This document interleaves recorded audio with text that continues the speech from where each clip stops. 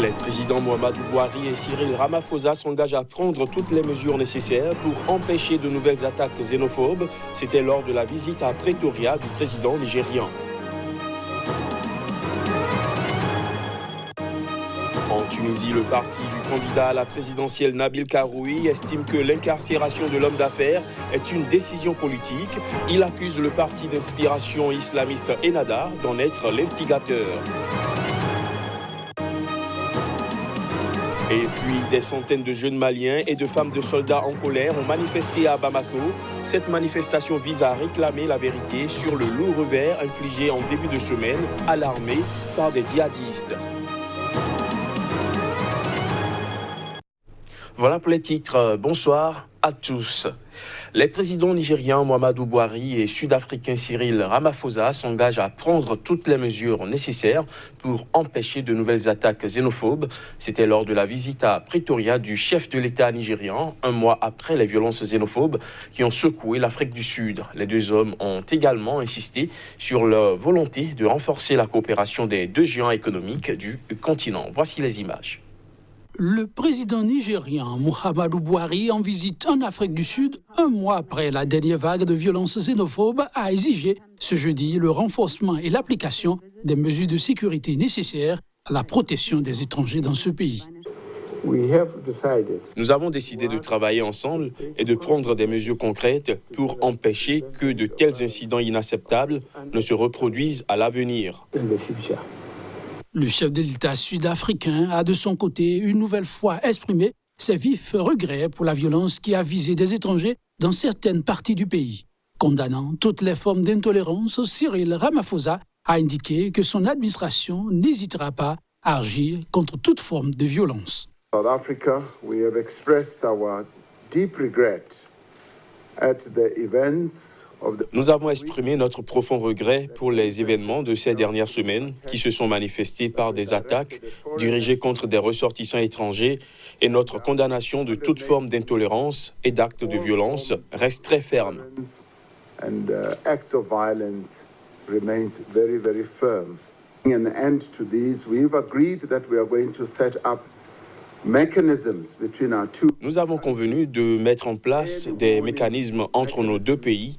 Tous les mécanismes d'alerte seront établis de façon à ce que, en cas d'agitation dans les deux camps, nous serons en mesure de nous informer mutuellement pour trouver des moyens actifs de nous assurer qu'il n'y aura plus de récidive.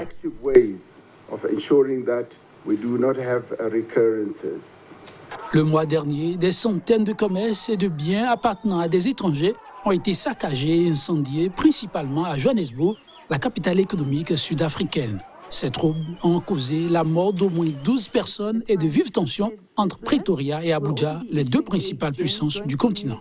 L'Afrique du Sud, qui accueille des millions de migrants, est le théâtre régulier de violences xénophobes nourries par le fort taux de chômage, la pauvreté et des inégalités criades.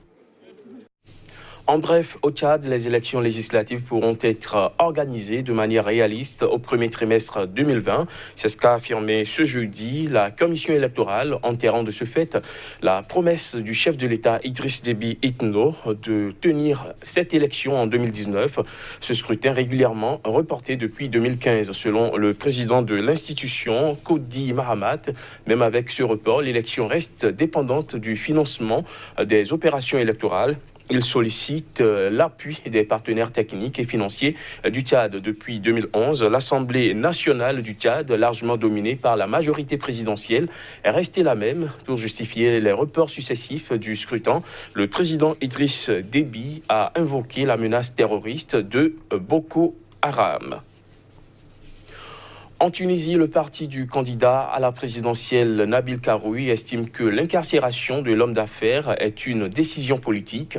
Il accuse le parti d'inspiration islamiste Ennahda d'en être l'instigateur. C'était lors d'une conférence de presse après le rejet par la justice d'une nouvelle demande de libération du candidat, arrivé deuxième lors du premier tour de la présidentielle. Reportage. Le second tour de la présidentielle tunisienne aura lieu le dimanche 13 octobre prochain. C'est ce qu'a confirmé ce mercredi l'instance électorale. Un scrutin qui se déroule dans un contexte fébrile avec l'incarcération d'un des deux finalistes, l'homme d'affaires controversé Nabil Karoui. Celui-ci restera derrière les barreaux durant la campagne électorale pour le second tour qui démarre ce jeudi. Après le rejet par la justice d'une nouvelle demande de libération de l'homme d'affaires, son porte-parole avait appelé à ce que le second tour de la présidentielle soit suspendu tant que le candidat est en prison. Lors d'une conférence de presse ce mercredi, le parti de Nabil Karoui, Kalba Tounes, avait une fois encore mis la pression sur l'instance en charge des élections.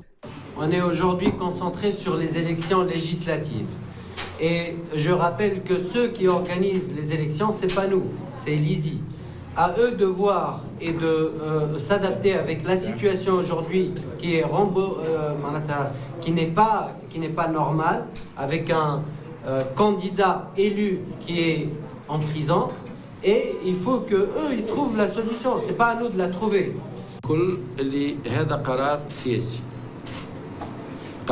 C'est une décision politique dont le but est d'éliminer un parti politique dans le pays. Nous avons déjà dit que la coalition menée par Ennahda refuse le principe d'une passation de pouvoir pacifique.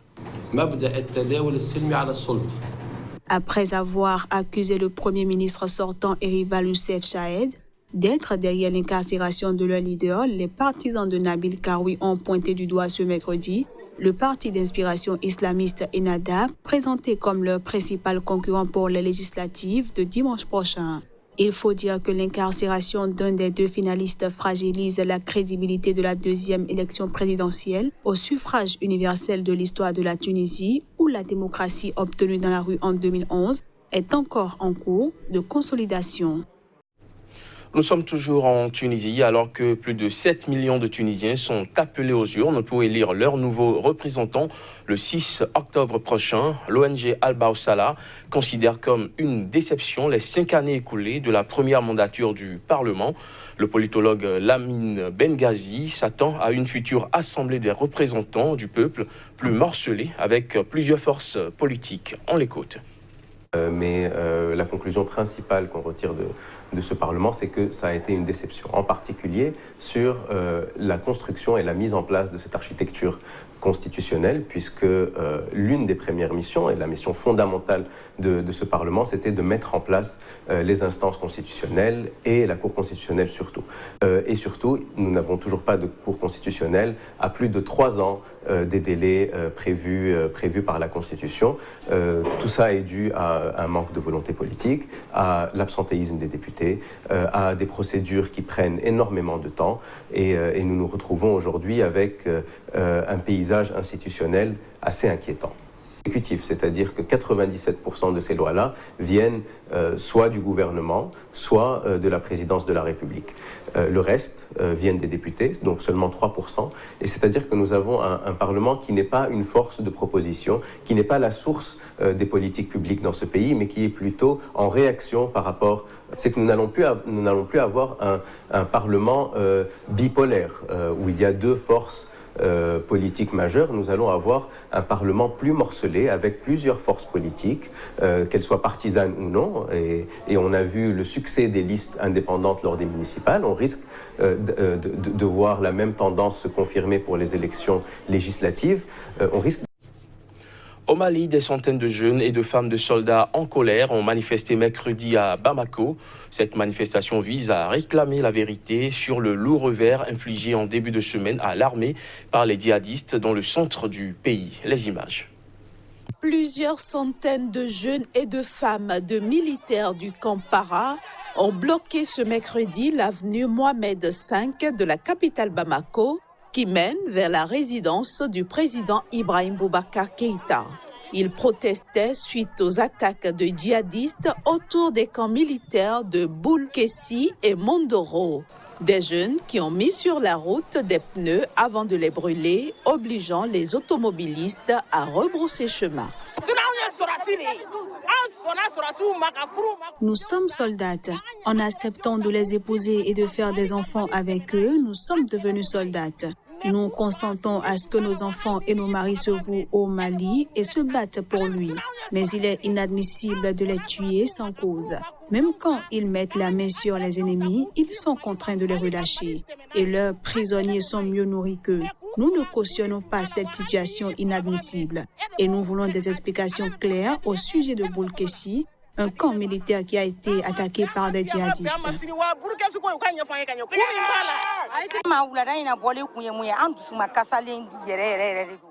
La cause de notre sortie est notre extrême mécontentement. Nous n'avons pas connu de pareille catastrophe depuis le début de la rébellion. C'est pourquoi nous sommes là pour exprimer notre mécontentement, car nos époux, nos frères et nos enfants tombent sans cause. Nous ne cautionnons pas cela. Au moins 25 soldats maliens ont été tués lors d'intenses combats lundi et mardi pour le contrôle de 2 camps militaires attaqués dans le centre du pays en guerre par les djihadistes qui ont eux-mêmes perdu 15 hommes, a indiqué le gouvernement malien. Une soixantaine d'autres soldats sont portés disparus après ce qui constitue le coup le plus dur essuyé par les forces maliennes depuis mars. Le président Ibrahim Boubacar Keïta a décrété un deuil national de 3 jours à compter de jeudi à 0 heure, selon un communiqué. Au Rwanda, un tribunal militaire a inculpé 25 hommes. Ils sont soupçonnés d'appartenir à un groupe rebelle pour avoir tenté de renverser par la force le gouvernement et comploter avec un pays étranger. Des précisions à travers ces images. Accusés de tentative de renversement du gouvernement et de conspiration avec une puissance étrangère, 25 hommes ont comparu devant un tribunal militaire rwandais. Les accusés appartiendraient tous au Congrès national rwandais, un parti d'opposition en exil formé par d'anciens proches du président Paul Kagame, que Kigali accuse d'avoir créé un groupe armé pour mener des attaques au Rwanda depuis la République démocratique du Congo.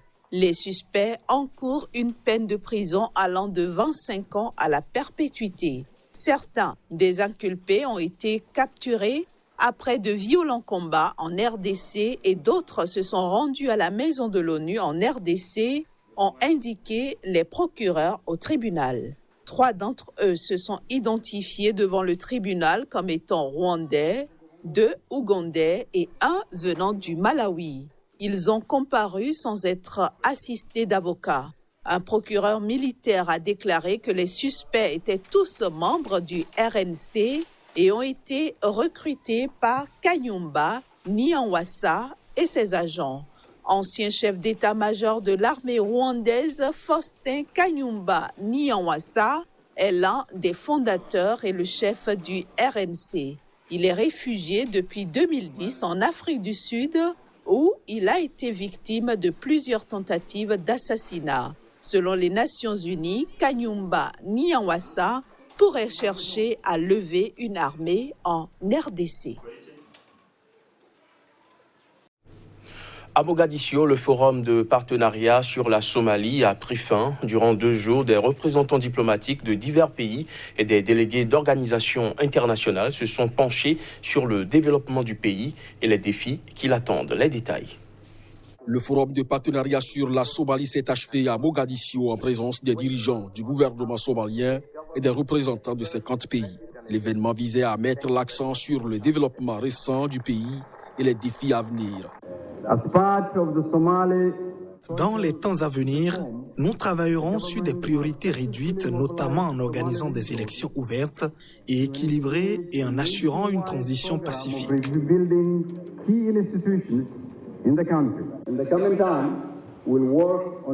Dans les temps à venir, nous travaillerons sur des priorités réduites, notamment en organisant des élections ouvertes et équitables et en assurant une transition pacifique. Le vice-premier ministre a invité la communauté internationale à collaborer étroitement avec la Somalie pour organiser des élections en 2020-2021. Fin de ce JT, merci de l'avoir suivi.